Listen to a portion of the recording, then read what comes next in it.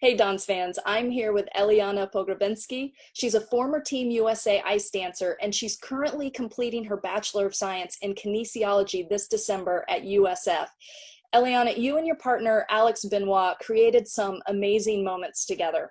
Two-year Grand Prix competitors, two-time ISU Challenge Series bronze medalist. You were the 2016 Lake Placid Ice Dance International Champions, the 2017 U.S. Championships pewter medalist, and world alternates. So let's quickly just talk about this famous lift that you and Alex created that was just so fun and freeing for you. Tell me what the name is and explain what it was.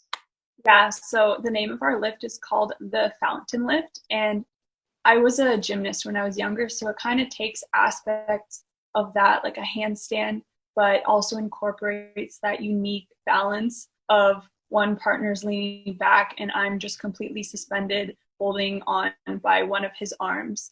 And it's a really unique lift that no one's ever really done before, and we were really excited about bringing it on the ice. One of the things that you had told me earlier is that this chemistry between you and Alex, and you knew that he was the one, and in fact you retired with him because you only wanted to dance with him. Talk just a little bit about how important that chemistry was.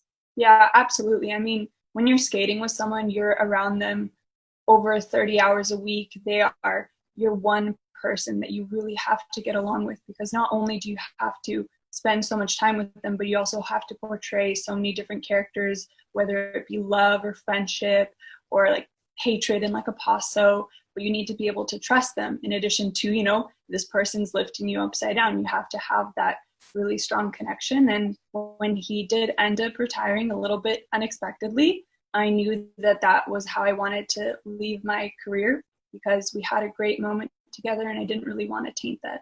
You started very early at the age of 3, being very athletic from dancing to skating. And I think at the age of 10, this is where you really started to love ice dancing and you knew you could be a professional.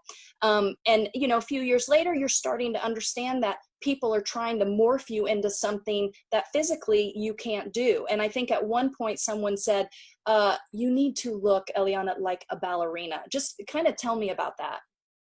Yeah, so especially because, skating, you have different themed programs and you have to portray these certain characters. And I even went to the extent that every year I would change my hair color to try and like match my program. So it kind of makes sense that, your physique has to also look like what you're portraying. So the first year me and Benoit skated together, we did a Swan Lake program. And I had this like nice dress with a tutu and I loved it because I always wanted to skate to Swan Lake. And halfway through the season, I remember someone telling me that, you are portraying a ballerina, so you do have to look like one. And to me, I was like, oh, I didn't really realize there was a problem until now. And then I just started really doubting myself and like overthinking. And, at that point, I had a friend who was a teammate and she had lost a lot of weight and she's actually just come out with an eating disorder. But I remember looking at her and I was like, wow. Now she looks like a ballerina and I just look like a whale in comparison to her.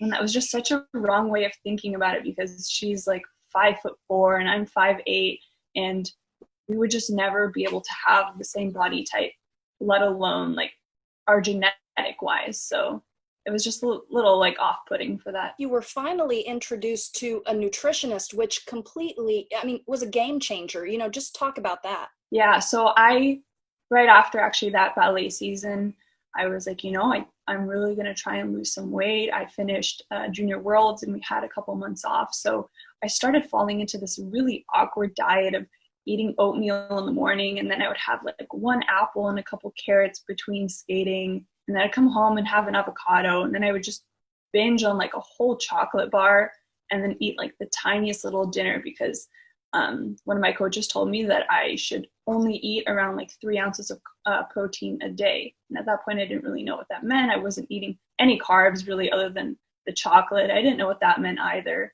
And then I ended up losing a lot of weight. And at first the coaches were saying, wow, you look really good. And then a couple months in, they were like, this is you're almost a little too skinny now. But I wasn't even thinking how I was eating. I just fell into this like habit circle. And after that season, my coach was like, I actually have a nutritionist that works with Team USA. She lives in the area. So why don't I set you up with her? And just having that like first chat with her where she was really able to, assess the diet I was eating and give me such a detailed plan of these are the different carbs you can eat, these are the different proteins. If you're hungry, if you want a snack after, eat some popcorn, like have some Halo Top, don't limit yourself, just pick a little bit healthier alternatives. And that really changed my life because now I had a plan. I had someone who was educated. I had something I could follow and someone I could depend on and trust. And it was great because it was backed by science. You weren't doing any of these like fad diets, fingers crossed, hoping that you're going to like suddenly drop like 20 pounds in a month. It was a gradual process, but it was healthy and I loved it and my body loved it.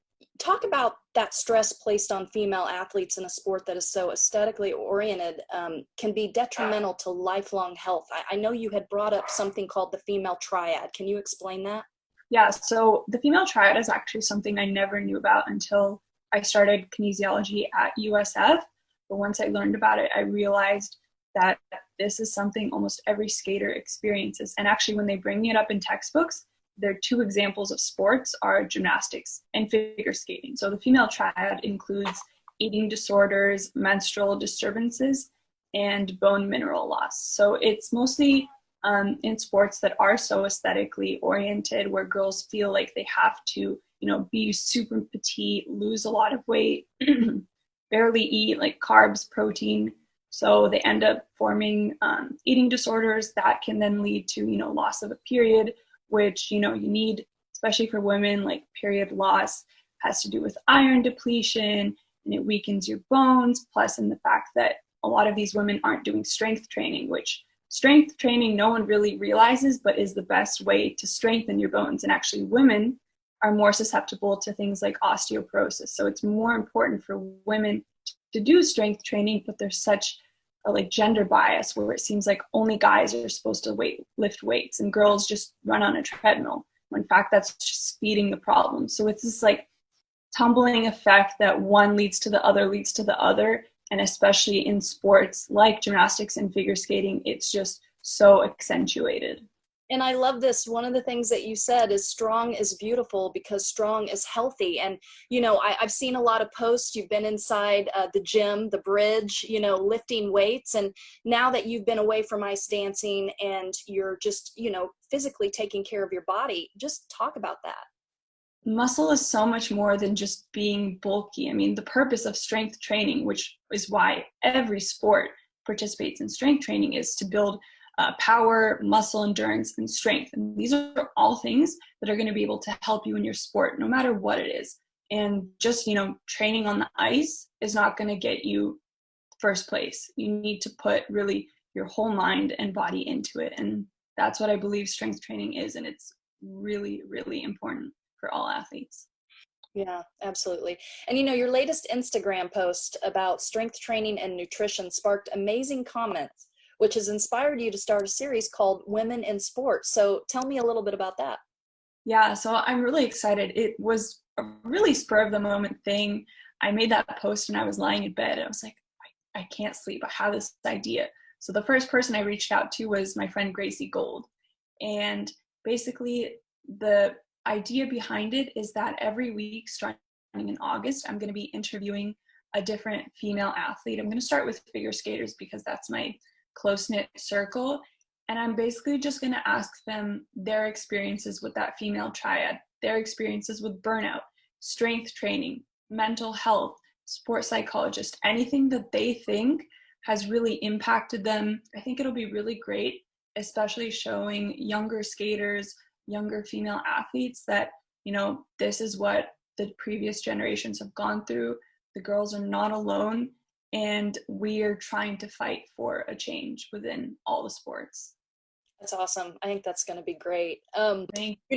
Last thing. So you come to USF, like you said, you're going to graduate in December. You're going to get your degree in kinesiology.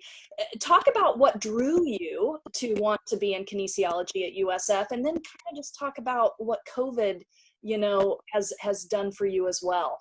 I'm actually from San Jose, but I moved away when I was 10, and I didn't really have the opportunity to even think about coming back until, 2018 when I retired.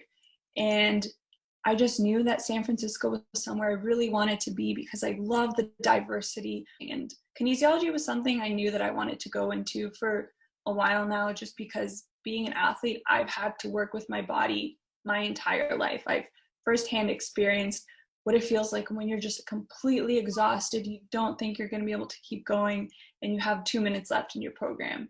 Or, when you're injured and you have a competition in a week that was like Junior Worlds, but you have to keep pushing. So I knew that my reason for going into kinesiology was to help other athletes and be either a strength coach, a PT, anyone for them that they can rely on outside of the ice, which is why this Women in Sports series is also kind of fitting into that category, because I'm trying to help out athletes in a way that I wasn't helped, but still be off the ice as that other person that they can go to. And USF actually just built a new biomechanics lab for our biomechanics class, and this was supposed to be the first semester that any class was able to use it.